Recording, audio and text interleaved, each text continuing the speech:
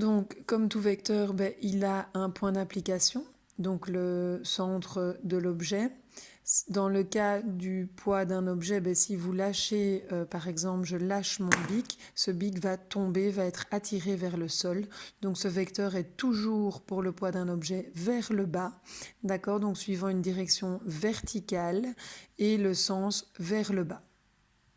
Donc, direction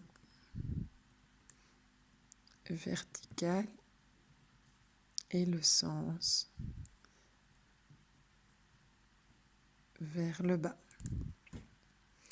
La variation du poids, en fonction de ce que vous pouvez remarquer ici, bon déjà la masse elle reste la même, donc c'est ce qu'on voit exprimé en kilogrammes. Par contre le poids sur la Terre, cette masse de 1 kg a un poids de 9,81 newtons. Sur la Lune, cette même masse de 1 kg a un poids en fait de 1,62 newtons. Et par contre, sur Mars, cette même masse de 1 kg a un poids de 3,8 newtons. Donc, ce que nous pouvons voir, c'est que le poids, il varie en fonction de l'astre sur lequel on se trouve.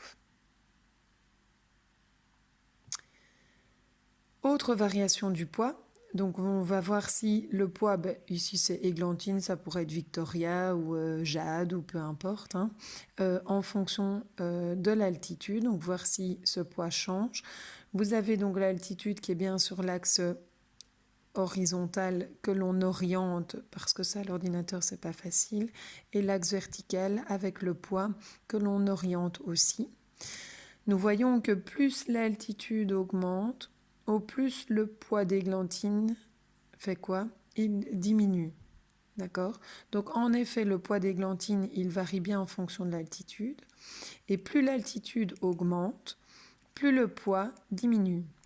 Car on s'éloigne du centre de la Terre et donc la force d'attraction elle diminue. Donc on est beaucoup moins attiré, beaucoup moins, ça reste léger, mais on est quand même beaucoup moins attiré quand on est en montagne, en altitude, par rapport au niveau par exemple zéro de la mer.